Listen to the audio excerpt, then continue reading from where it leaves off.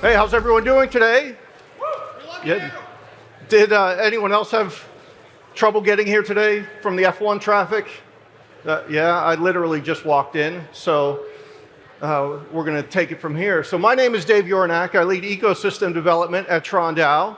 And speaking at conferences is really something we like to do. Engaging with our community is really something that's paramount at TRON. And this is a great way to get out into the market, to share with you what we're working on, what we're thinking, and even just as importantly, we want to hear your feedback. We want to answer your questions and really get your input, because at TRON, our community is really incredibly important to us. So over the past year, since TOKEN2049 last year, we've been a little bit busy. So we've grown accounts by over 63% at this point, right? We have, it says 182 million on there. It's probably, I would guess, over 183 million at this point. Our market cap is just about 7 billion, and we've done more than, or about 6.5 billion transactions. That's a pretty fair amount. Also, importantly, you know, we talk about, you hear a lot about daily average active users. TRON actually has more average daily active users than Bitcoin or any other chain.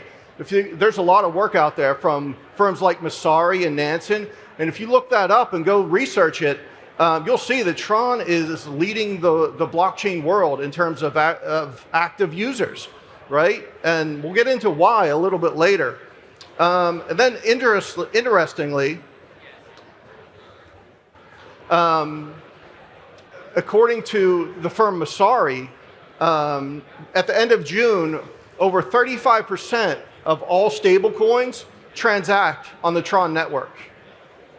Right? That's, you got to say, that's pretty impressive.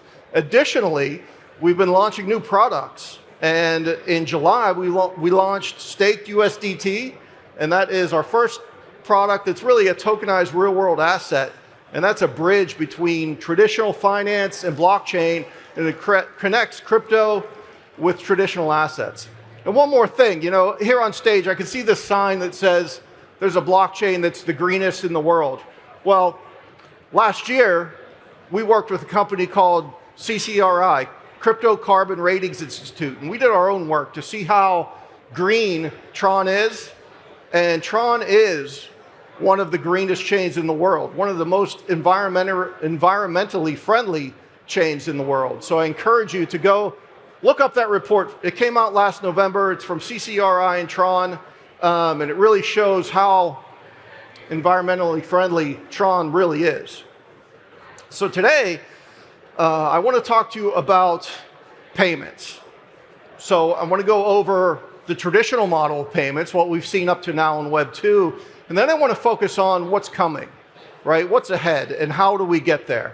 And that's really how stablecoins become ingrained into the market and really become the predominant form of payment technology and payment transactions throughout the world. So let's get into it, right? So the Web 2 model of payments is actually good. It's really good, and it's worked really well to this point, right? So anyone from around the world, I'm from Chicago, I can go into any shop here in Singapore and buy something without any trouble at all. And that's really positive. And the current model works great, but it's a Web 2 model, and it's not capturing the emerging technologies. And there's some issues with the Web 2 model. First of all is, it's kind of expensive, right? So, you know, $2 or $3 of every $100 goes to a variety of middlemen, right? So it's not a direct system. There's a variety of middlemen that do things like authorize transactions, authorize borrowers or consumers, authorize lenders. And there's a lot of processing that goes on in between that. Plus, it's not particularly fast. It takes at least a few days for all these payments going on in the world to settle, right? So, you know, there's some issues with it, and Web3 and stablecoins and blockchain have the opportunity to improve that. But you might say, well, okay, a couple dollars per every 100 really isn't that big of a deal, to pay for the safety and soundness of your payments, right? And be able to buy anything around the world. Well, the payments industry is actually gigantic, right? So the consulting firm McKinsey did some work last year, and they found out that over 2.1, the payments industry generates over $2.1 trillion of revenue for global banks, right? And banks, that makes up about 40% of their revenue. And they project that amount to grow to over 3.3 trillion in just a few years, right? So now you're thinking, all right, let's say you're a bank, right? And you have 40% of your revenue coming from this technology that's kind of outdated, right? You can choose to fight it or you can choose to adopt it, right? And so you see different strategies throughout the world. Some companies, I think the smarter companies, are choosing to adopt that technology. So you see Visa and MasterCard and companies like that trying to evolve and trying to engage with the new technology. But you see other companies, e.g.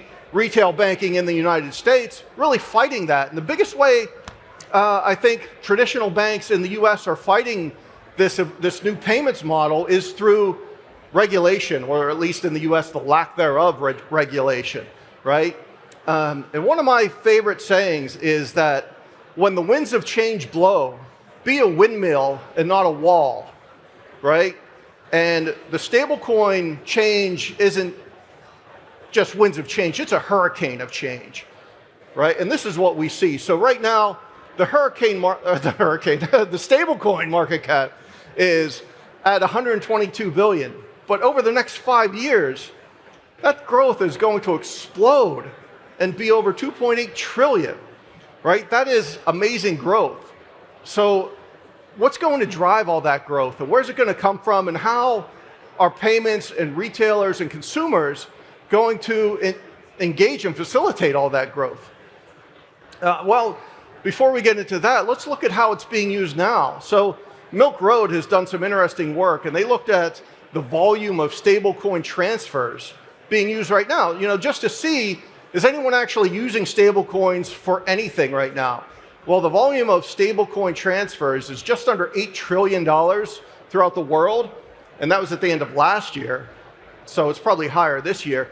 And that transfer volume is the same, or nearly the same, as what occurs on Visa and MasterCard, these major global credit card networks, right? So there's demand for stablecoins in the marketplace. There's definitely multiple use cases for stablecoins in the market.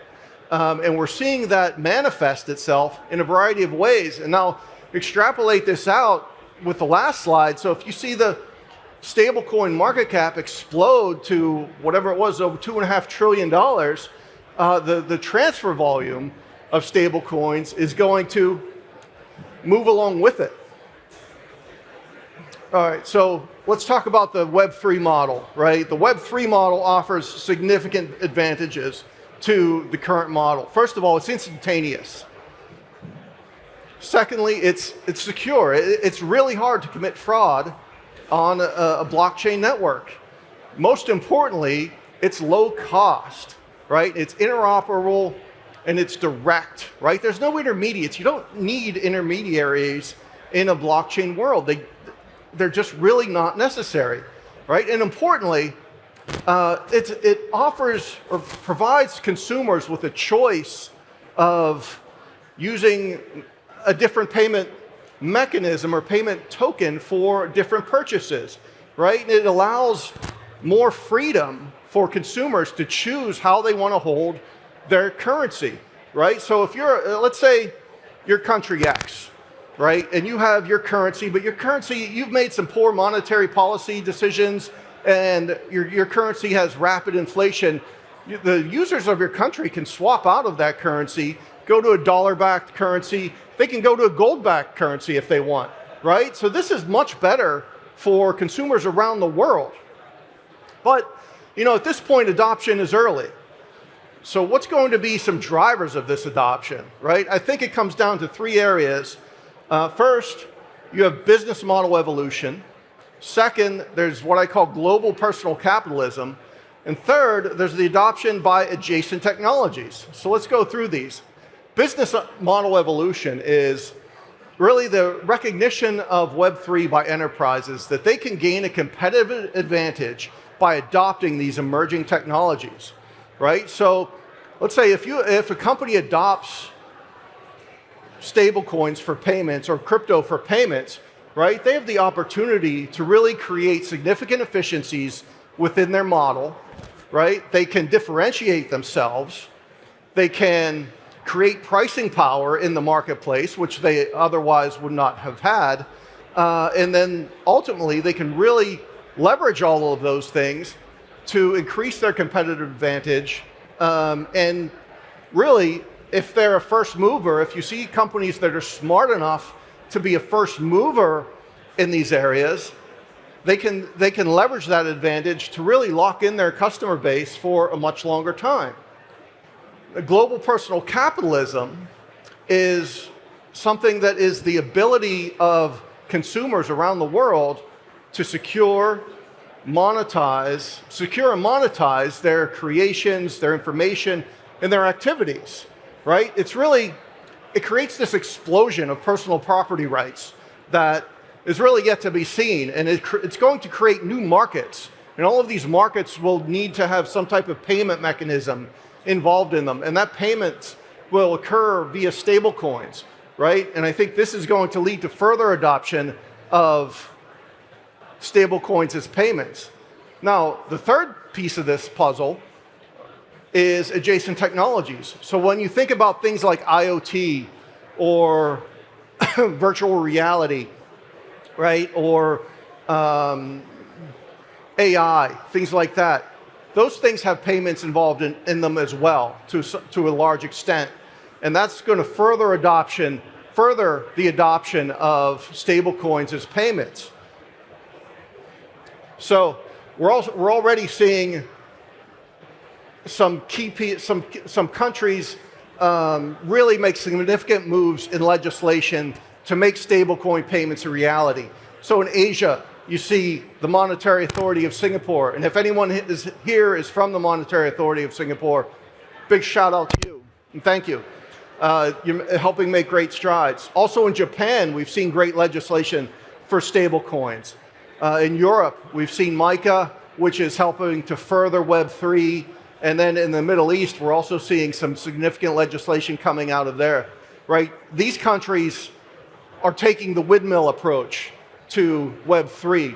You see other countries, unfortunately the US, taking the wall approach to Web3. And ultimately, as we know, that's not going to be sufficient. And we really stand the potential to fall behind.